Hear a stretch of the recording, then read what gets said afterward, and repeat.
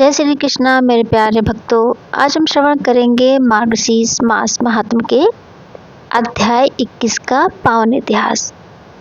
मुनि नारायण जी देवर्षि नारद से कहते हैं, श्री कृष्ण का बाल चरित्र, नई नई लीलाओं का आरंभ।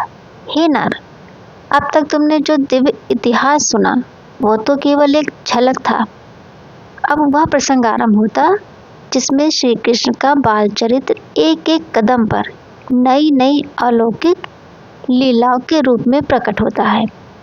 वकासुर और वृत्तासुर का वध और अन्य अद्भुत घटनाएं देखकर श्री कृष्ण ग्वाल बालों के साथ वापस गोलोक लौट आते हैं। गोकुल का वह नंद भवन कोई सामान्य घर नहीं था, बल्कि कुबेर भवन के समान ऐश्वर्य से भरा अत्यंत समृद्ध परम मंगलमय स्थान था। ग्वाल बालों ने रास्ते में जो जो चमत्कार देखे वे सब उत्साह से गोकुल वासियों को बताने लगे। सभी सुनकर आश्चर्यचकित हो गए। नंद बाबा ने गोपों व बुद्धिमान गोपियों की सभा बुलाई। गोकुल पर छाए संकटों को देखते हुए सभी ने एक ही उपाय उचित समझा, गोकुल छोड़कर वृंदावन में निवास करना। नंद बाबा की आज्ञा सुनते ही सब लोग यात्रा के लिए तैयार हो गए। गोप गोपियां बालक बालिकाएं सभी के हृदय में एक नई आशा का प्रकाश था। किसी ने मधुर वंशी बजाई, किसी ने करताल, किसी ने वीणा, किसी के हाथ में शंख थे, किसी के हाथ में सिंह और नगाड़े, फूलों की मालाएं, गजरे, वनमालाएं, हर कोई यात्रा की शोभा बढ़ा रहा था। बालिकाएं पुष्पों से चोटियां सजाएं, ग्वाल युवतियां अलंकारों से विभूषित, सबके मुख पर आनंद की चांदनी बिखरी हुई थी। श्री कृष्ण राधा की सुशीला, ललिता, विशाखा आदि सहेलियां भी रत्नों से सजे आभूषण पहनकर दिव्य तेज से युक्त दिखाई देती थी। कहीं कोई पालकी में थी, कहीं कोई सुशोभित रथ पर। रात का जी स्वयं स्वर्णमय रत्न मंडित रथ पर अपनी सहेलियों संग चल रही थी। यशोदा मैया और रोहिणी माता भी स्वर्ण रथ पर अलंकृत होकर यात्रा कर रही थी। नंद, सुनंद, श्रीदामा, गिरभानु, विभाकर, वीरभानु, चंद्रभानु, ये सभी बलवान गोप हाथियों पर सवार होकर यात्रा कर रहे थे। श्री कृष्ण और बलराम दोनों भाई रत्न निर्मित आभूषणों से सुशोभित स्वर्ण रथ पर बैठे अत्यंत आनंद पूर्वक वृंदावन की ओर बढ़ रहे थे। कोटि कोटि ब्रजवासी कुछ घोड़ों पर, कुछ हाथियों पर, कुछ रथों पर, कुछ बैलों पर, सब मिलकर भगवानमय संगीत गाते हुए आगे बढ़ रहे थे। जब सब वृंदावन पहुंचे तो वहां रहने के लिए कोई घर उन्हें दिखा ही नहीं। गोपों ने आश्चर्य से पूछा, कन्हैया, यहाँ तो कोई आश्रम नहीं है, हम कहाँ रहें? तब श्री कृष्ण मुस्कुराए और बोले, हे प्रिय गोपों, यहाँ बहुत से दिव्य भवन हैं, परंतु वे देवताओं को प्रसन्न किए बिना दिखाई नहीं देते। आज आप सब वृंदावन के बाहर ही ठहरे। प्रातःकाल चंडिका देवी की पूजा करना, तब ये संपूर्ण ग्राम तुम्हारी आंखों के सामने प्रकट हो जाएगा। ब्रजवासियों ने देवताओं की पूजा की, भोजन किया और उसी स्थान पर प्रसन्नता पूर्वक रात्रि विश्राम किया।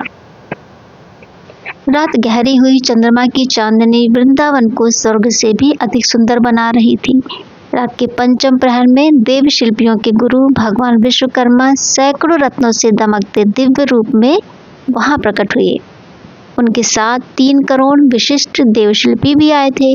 कुबेर के गढ़, यक्ष, किन्नर सब बहुमूल्य रत्न मणियां, स्वर्ण कलश, शस्त्र और दिव्य सामग्री लेकर उपस्थित हुए।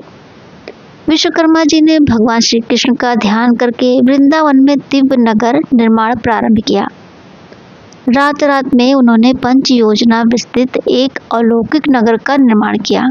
4 करोड़ सुंदर ग्रह, श्रेष्ठ पत्थरों से बने प्रांगण, स्वर्ण कलशों से सुशोभित मंदिर, गोपी स्थान और ग्वाल बालों के लिए पृथक क्षेत्र, वृषभानु के लिए 20 भव्य महल, सब कुछ ऐसा था मानो गोलोक स्वयं पृथ्वी पर उतर आया हो। नारद जी ने पूछा, हे प्रभु, ये कलावती कौन है और कैसे वृषभानु उनके पति हुए? तब नारायण मुनि ने कहा, पूर्व काल में पितरों की मानस से 3 कन्याएं प्रकट हुई थी, कलावती, रत्नमाला और मेनका। रत्नमाला ने राजा जनक को पति रूप में प्राप्त किया, उनकी पुत्री सीता हुई। मेनका ने हिमालय को पति रूप में पाया। उनकी पुत्री पार्वती हुई। कलावती ने मनवंशी राजा सुचंद्र को पति रूप में पाया। दीर्घ काल तक तपस्या के बाद ब्रह्मा जी ने उन्हें वर दिया, जब तुम दोनों के यहाँ राधा जी का जन्म होगा तभी तुम दोनों मुक्त होकर गोलोक जाओगे।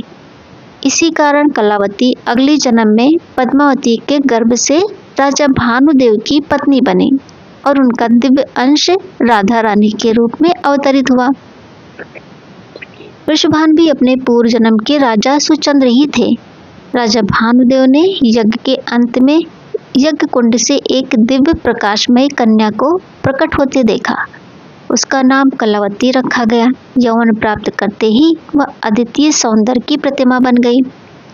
एक यात्रा के समय नंद बाबा ने उन्हें देखा और तुरंत ही मन समझ गए ये कन्या वृषभानु के योग्य है। उन्होंने राजा भानुदेव से प्रस्ताव रखा, आप अपनी दिव्य कन्या का संबंध वृषभानु जी के साथ स्थापित कर दें, क्योंकि वृषभानु कोई साधारण पुरुष नहीं बल्कि नारायण के अंश से उत्पन्न ज्ञानयुक्त योगेश्वर तेजस्वी प्रजाधिपति हैं। राजा भानुदेव ने नंद बाबा की बात अत्यंत आदर से सुनी और जो उत्तर उन्होंने दिया वो आप अगली कड़ी में सुनेंगे। दोस्तों, अगर आपको ये दिव्य भावपूर्ण अध्याय पसंद आया हो तो प्लीज़ इस वीडियो को लाइक ज़रूर करें, शेयर और कमेंट भी ज़रूर करें। आपके एक एक शेयर से और भी भक्तों तक ये दिव्य कथा पहुँचती है। भगवान श्री कृष्ण और राधा रानी की कृपा आप सब पर सदा बनी रहे। फिर मिलेंगे अगले वीडियो में, तब तक के लिए जय श्री कृष्ण दोस्तों।